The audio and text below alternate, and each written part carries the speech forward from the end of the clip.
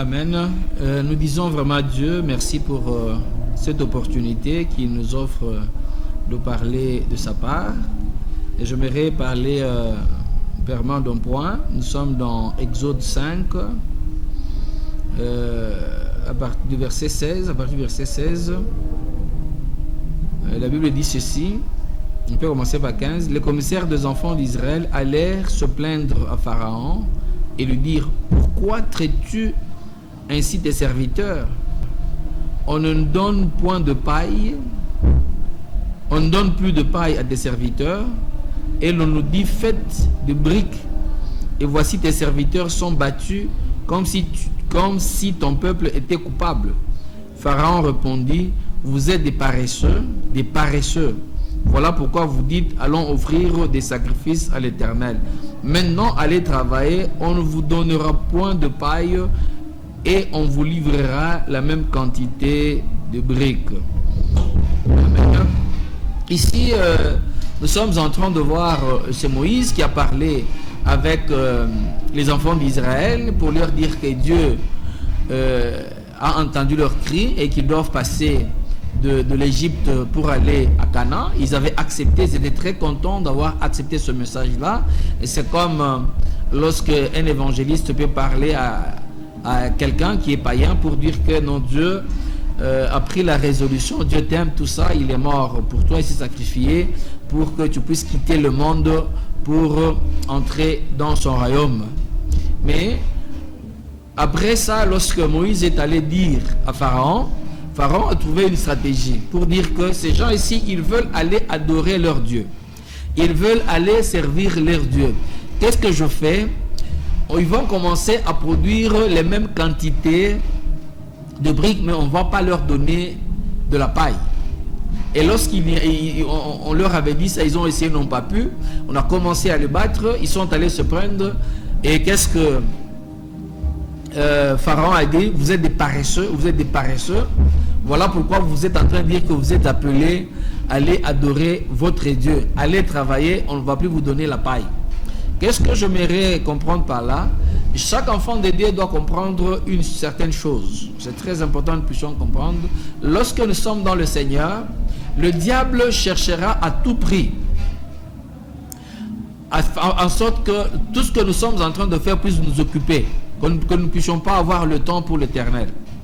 Donc tu peux avoir un travail qui t'occupe, tu n'as pas le temps même de prier à la maison, tu n'as pas le temps d'aller à l'église, tu n'as pas le temps pour l'Éternel. Que chacun de nous arrive à comprendre que ça, c'est vraiment une stratégie du diable. Et quelque part, on doit faire un effort. On doit toujours faire un effort de servir Dieu. On doit faire un effort, même si on est occupé par le travail, de s'organiser pour avoir le temps de prier à la maison. C'est très très important.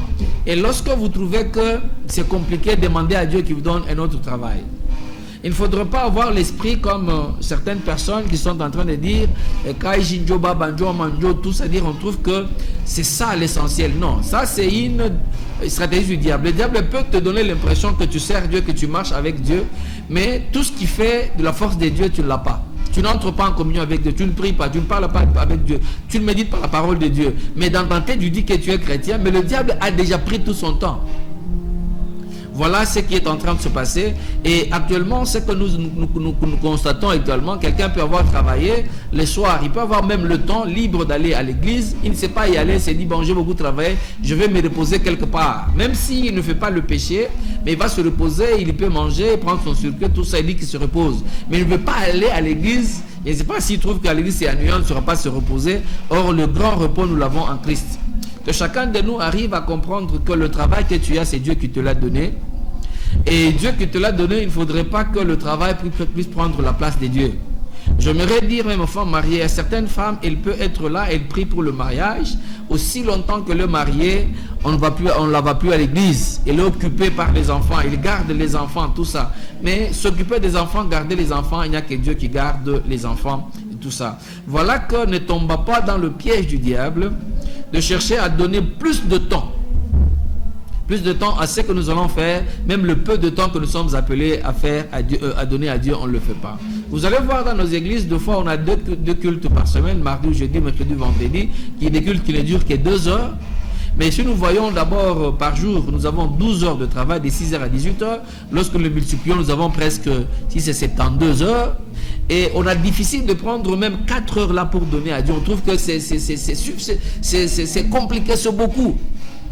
J'aimerais dire à quelqu'un, toi qui es en train de me suivre là-bas, même si tu as une affaire, de l'argent, en semaine, le jour du culte, laisse d'abord ça de côté. Va prier. Si cette opération, c'est pour toi, tu gagneras de l'argent. Mais tu peux abandonner, tu ne vas pas à l'église, tu vas dans ton affaire, là, tu ne gagnes rien. Et comprends que si tout ce que le diable cherche, c'est d'occuper et de distraire, de faire en sorte que tu sois totalement occupé dans tes entreprises et ne pas t'adonner à Dieu. Et cela, nous sommes en train d'ajouter. Les gens veulent se reposer maintenant dans les TikTok. Il peut prendre tout le temps dans les TikTok, il est en train de s'égayer là-bas, il n'a pas le temps de lire la parole, il n'a pas le temps de prier. Il peut se retrouver dans les TikTok, il dort même. Il n'a pas le temps de méditer, de prier. Il y a des statuts, il s'intéresse de voir les statuts de gens. Quelle est cette curiosité, des Facebook, des pages de Facebook de gens, tout ça, WhatsApp, tout ça. Dans de diverses distractions, mais on ne donne pas le temps à Dieu. Nous devons comprendre que Satan veut occuper actuellement les gens. Il ne veut pas donner aux gens le temps d'aller adorer Dieu. Mais toi, crée le temps pour Dieu. Et tu verras que dans des entreprises, tu vas réussir. Comprends que la source du succès, c'est Dieu. La force que Dieu te donne pour aller travailler. L'intelligence, c'est Dieu qui te donne. Mais tu dois avoir un temps pour lui. Mais si toi, tu prends tout ton temps, tu mets dans ton travail, dans des occupations, tu mets Dieu de côté, là, comprends que tu es dans la stratégie de Satan, qui voulait occuper les enfants d'Israël à 100% et ne pas leur laisser le temps de prier. Voilà un peu ce que j'aimerais dire pour